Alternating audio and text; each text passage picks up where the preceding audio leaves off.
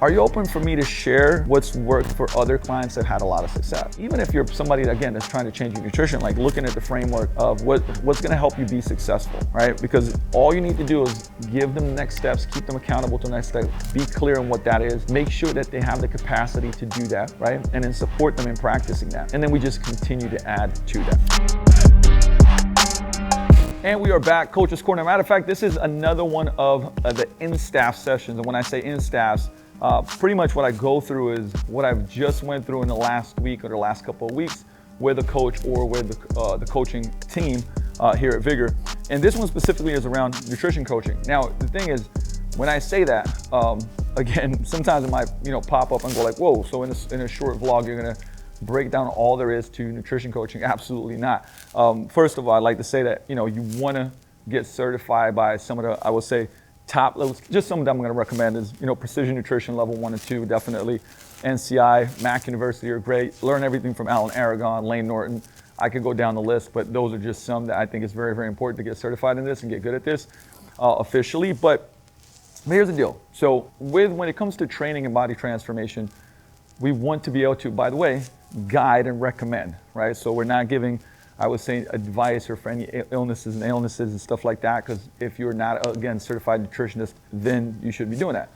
But we want to guide people to improve their nutrition and make recommendations. So with that said, when you have somebody come in and they want to, whatever change they want to create, right? That's going to be a factor that we need to know. I said it 5 years ago, if you're not doing nutrition coaching, you're going to become a relic when it comes to training people. And so here, it starts off with everything like the GPS. We go back to the GPS, right? Point A, point B on the GPS. What is it where is this person at? What does this person want to achieve?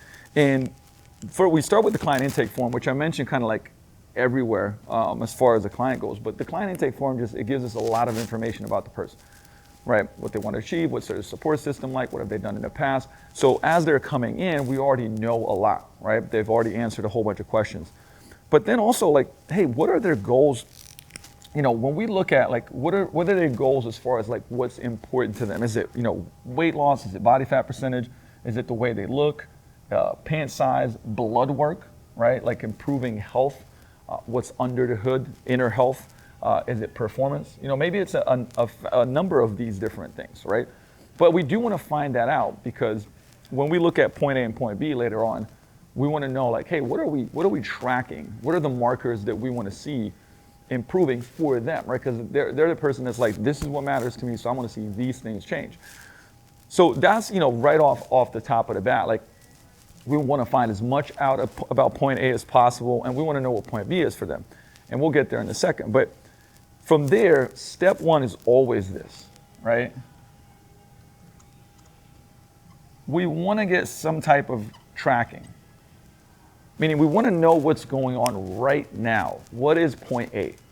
Now, the way that they track, and I try to recommend 5 to 7 days, or let's say it's 5, you could do 4 weekdays, 1 weekend day, 3 weekdays, 2 weekend days. That's usually my favorite one if they can do, because weekends tend to be different, right? So usually you got a schedule throughout the week, and then you got weekends that tend to be different. So you want to make sure, you want to know what's going on over there. And they can do that through an app. A lot of people will maybe not want to do that, meaning MyFitnessPal, anything else where they can track everything in there. Now, of course, the more precise, awesome. But if not, it could also be journaling. It could be taking a picture of anything that they eat or drink. And there's other options too, but again, they can make that choice. Okay, so what do they feel the most comfortable doing? But we do have to have some type of starting point, right? Because otherwise, it's like that, how's your food? Oh, it's pretty good. Right, but what does pretty good mean, right? What is the perspective of that? So we want to just get raw data, facts of what is going on. So that's always step number one. So when a client comes in, it's hey, whatever day it may be, let's check the next 5-6 days. Let's look at what you're eating. Which one would you prefer to do? And again, notice I'm going to keep coming back to asking them a question of what they want to do, autonomy.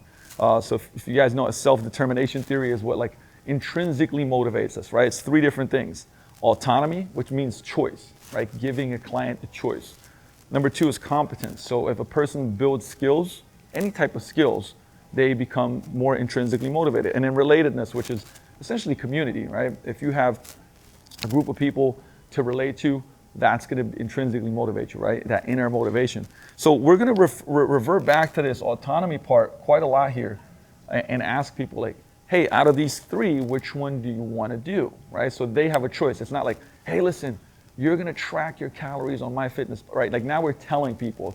That doesn't work very well. But if they make a choice and go like, you know what, Luka, I want to just journal everything. Okay, great. And now, we got that step one so that they spend that week or so just actually, tracking what's going on. Again, that's always the starting point because, the way that this in-staff started was that with some new coaches, it's like, hey, I want to be able to help clients. Like I want to, I get overwhelmed. How can I have a framework of helping them? And so I was like, okay, cool, let's go over this. So this is literally what I took them through. And I always take, this analogy and explain it to them, that point A to point B on a GPS, because I say, hey, look, we're starting off here. And let's say the goal is, I'm just making up a goal, but they cared about dropping 40 pounds, body fat percentage. And I always ask them a question, right? It's like this magic, magic wand question. Just like, hey, if I had a magic wand and I could wave it and tomorrow you wake up and you're exactly where you want to be, tell me what your life is like. What is there, what isn't there, right? And then again, they might answer something like, man, my energy is much better. I'm 40 pounds down. My low back pain is gone, right? They're going to explain that, like they're going to visualize what that point B is. And the other question that I like to ask here too is like, hey, in 6 months, where would you have to be at for this investment to be worth it? Right, so if they're going to start coaching with us, nutrition coaching, training, like what would it have to happen for this to be worth it? Right, and they'll go like, you know what, if I lost 40 pounds, if I felt more confident, you don't know what the answer is going to be, right? Maybe it's got nothing to do with an attachment to a number. Maybe it's a feeling, by the way, right? So never assume and never judge. But for the purpose of this drill, we're going to say that, they want to feel a certain way, but they want to be 40 pounds down. And I always explain to them like, hey, we are here, we want to get here, but the reality is that it's like steps along the way, right? And point A is not just like, point A is a bunch of behaviors and skills that you're currently doing, right? So there's an amount of calories that you're eating, there's portion sizes that you have, training and activity, maybe you are doing it, maybe you're not, there's a certain amount that you're doing, you're getting a certain amount of protein in, are you eating whole foods or not? Then sleep and stress. Maybe you're sleeping very little bit. Maybe you're super stressed out. Are you drinking calories? Are you drinking alcohol a whole number of times a week? What's your environment like? Is it very stressful, both work and home? Is it supportive and so on? But either way, at point A, there's a certain set of skills that you have and behaviors that you have. And when we get to this point B, 6 months from now, 12 months from now, whatever it may be, you're going to have another set of skills and behaviors, right? Because again, it's like we don't want to do an 8-week thing where you go on a crash diet, crazy diet, you lose a bunch of weight, but you haven't built these skills and you haven't embedded these behaviors to become a different person. So that's why I say like going from point A to point B is becoming, right? You're going to become somebody else. So what happens here for them to understand is like what we're going to do is continue to build skills. Right, so we're going to build a couple skills, and so on and so forth, and then keep moving forward. So this is important for a person to understand because it's versus like, hey, do this thing versus I'm building skills that are going to last me for a lifetime. So when I get to point B, I can stay there, right? It's not this roller coaster, lose weight, gain weight. And so from there, I say, look, you don't need to know all the steps to be here. What we need is the next step or the next couple steps. And the way that we now determine what are the next things and behaviors that we're going to work on is we just go through the scenario. So I'm going to give you guys 2 scenarios that usually happen, right? You ask the client, because again, the client a lot of times knows more than you do about themselves. So scenario number 1, you say, hey, what do you think are some things that you could do to get you here, right? What do you think are some things that you would do to start dropping body weight, body fat? What do you think that might be? And a lot of times you say, well, I got to stop snacking, right? And if, for example, I would write this down and go, okay, snacking. Tell me a little bit more about that. right? And well, like when I'm, at work, I have this stuff, I always have Twizzlers with me and nuts and whatever, and I'm just always snacking. What do you think makes you snack? So we're trying to obviously dig a little bit deeper here, because there's something called HALT. Are you hungry, angry, lonely, or tired? So if you're tired, lonely, stressed, all those things can make you obviously eat. But we're trying to find it out. But they're telling you snacking is one of them. Okay, what's something else? And they might say like, man, like, I'm eating out, like dinner's 4 nights a week. And when I have, then I have drinks, and then I have, that makes me eat more, and dessert and so on. Okay, so eating out might be second one.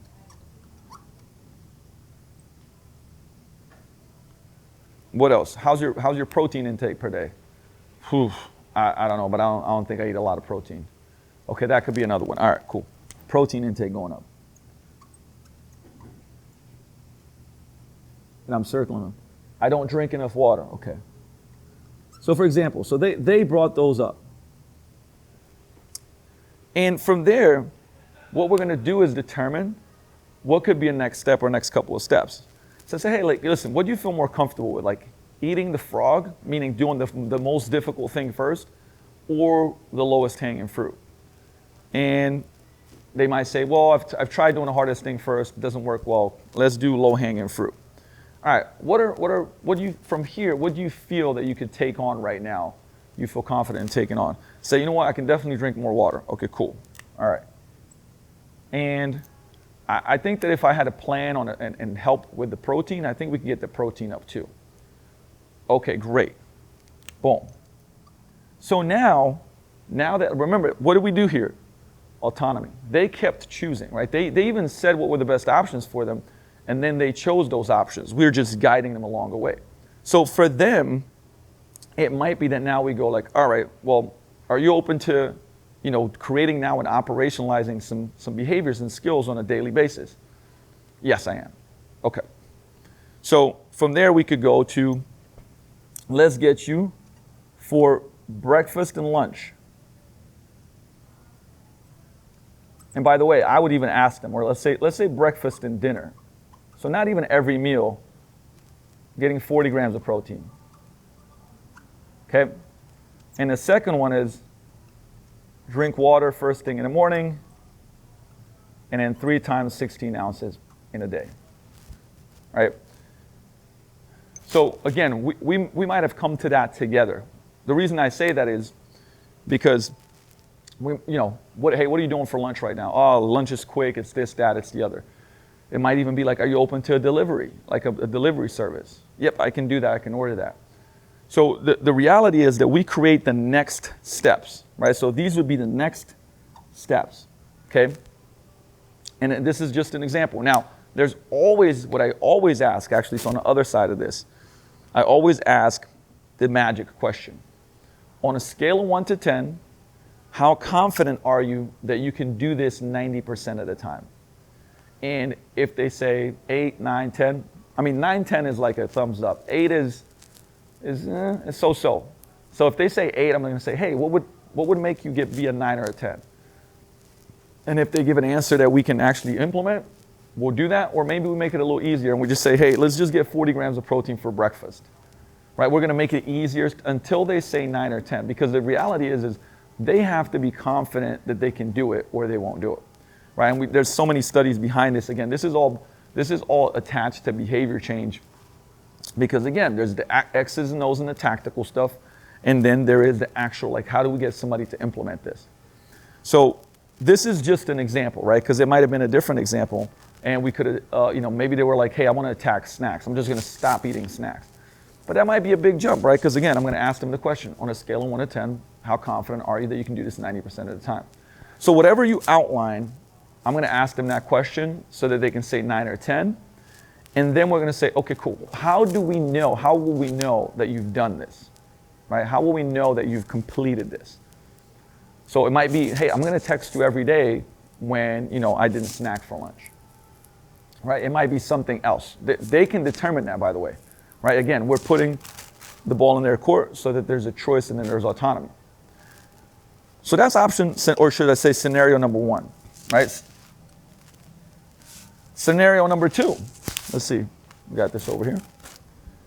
Pretend that this is gone now. But many times, what will happen also is that a client might go, I don't know. Right? So it's like, hey, what do you think you can change? I don't know. Right? There'll be either they truly won't know, or just a way of, kind of deflecting a little bit. Then I ask them a question, say, hey, are you open for me to share what's worked for other clients that had a lot of success? Right? So it's permission-based questions, right? Yes, I would. Okay? And from there, I do the same thing where I'd create choices, right? So the choices, again, would be like, hitting the protein every day, controlling portions, / tracking in some way, hydration, whole and processed foods, less choices, plan, prepare, cook. This is actually one that I pretty much always do with anybody.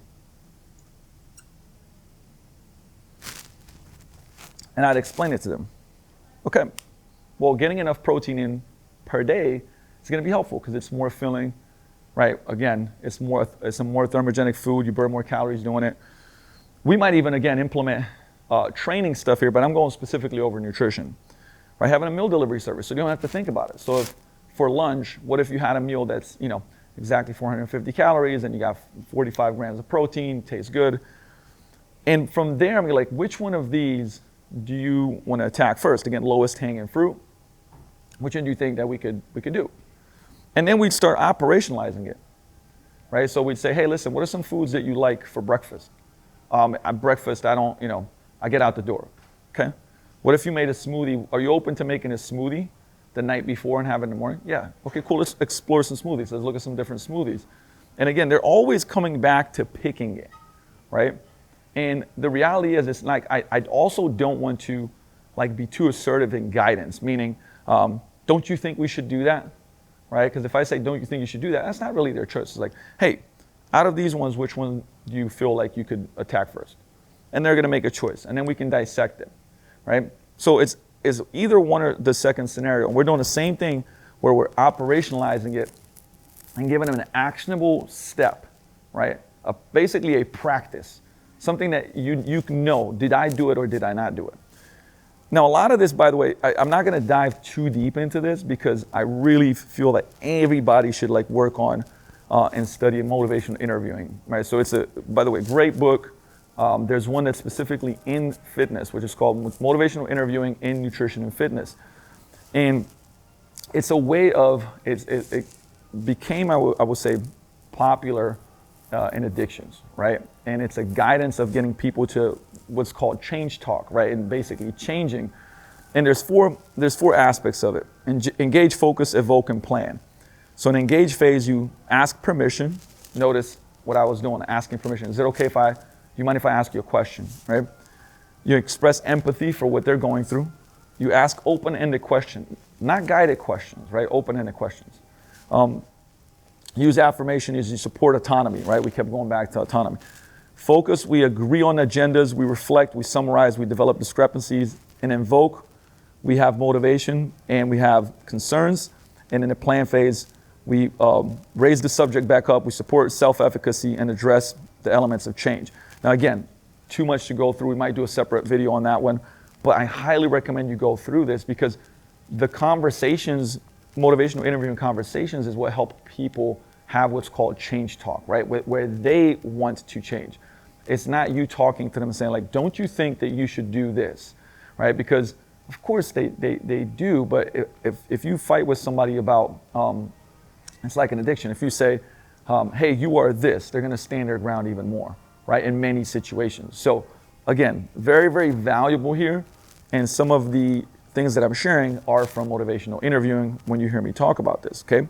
So let's go back to this and look at scenario 1, scenario 2, because again, through this in staff, really what we wanna do is just get somebody the next steps and so that we can track those steps. So I'm gonna flip-flop this on the other side just so you can kind of see my thought process on this that comes from different areas, but this one specifically through precision nutrition. But when we have a goal, right, we're basically looking at it going like, okay, this goal, and we said 6 months, 40 pounds.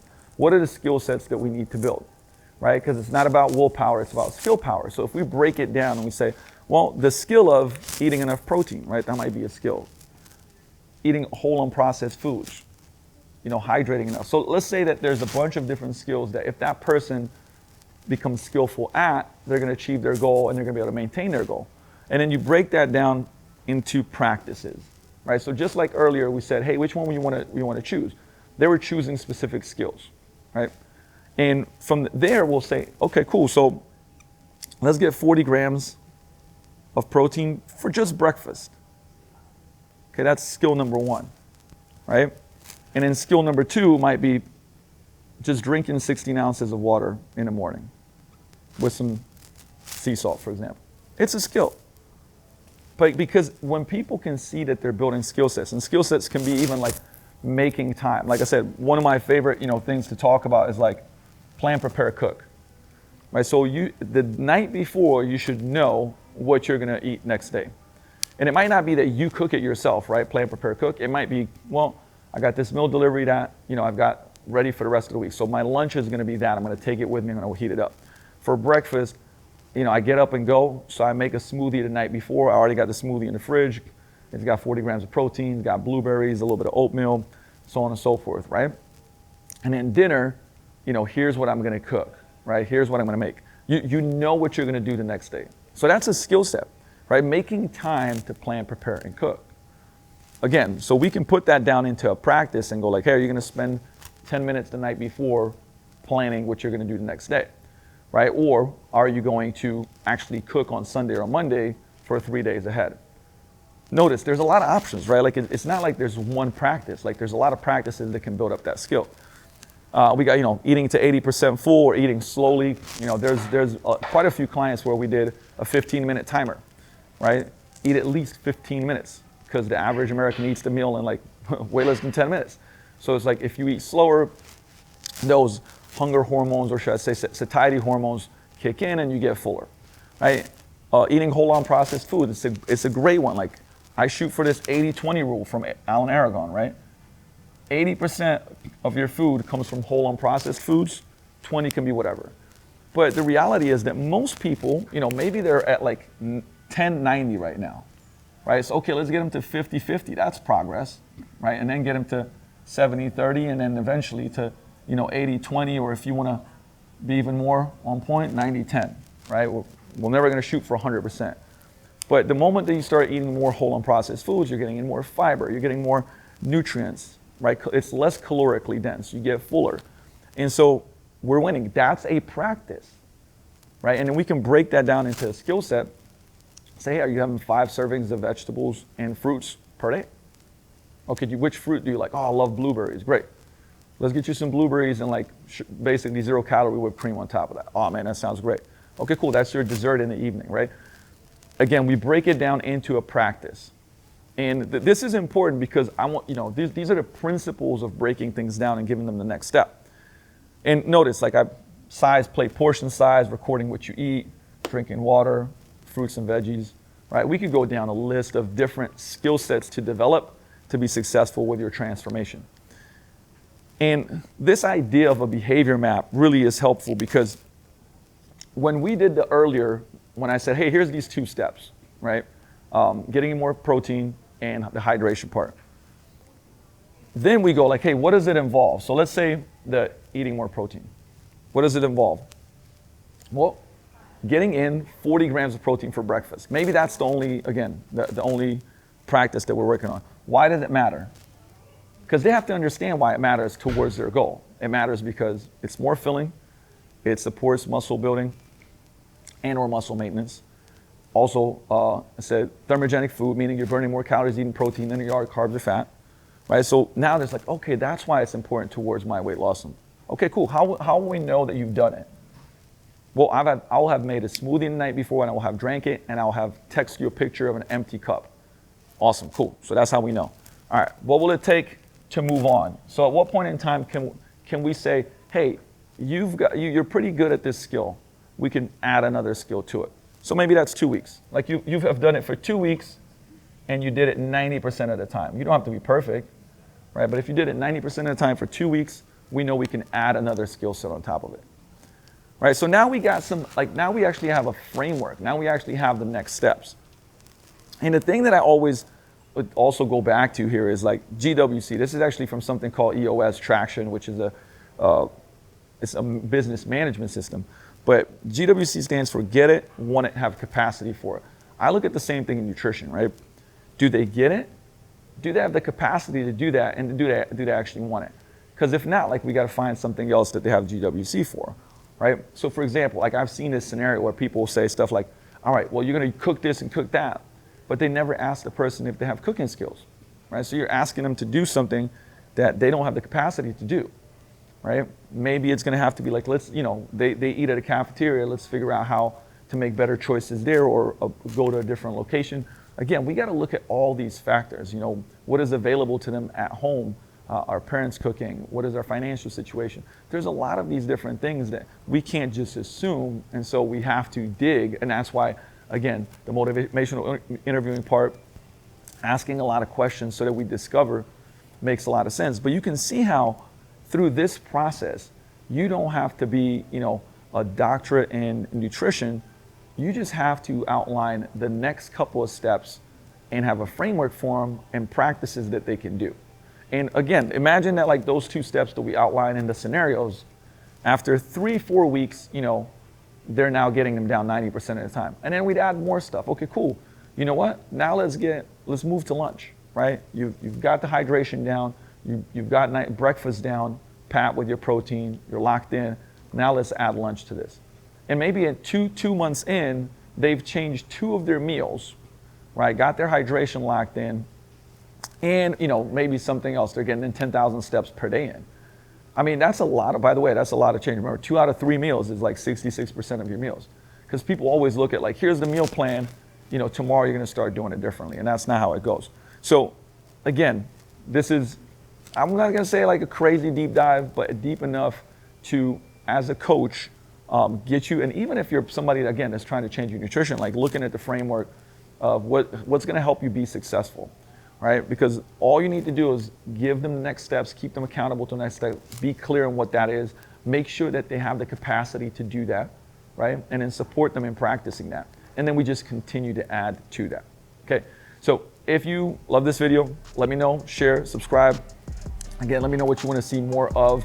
These are, especially, like I said, today's video, which I call in-staffs, is things that I have gone through with the team to help develop their skills and helping clients get results. See you next time.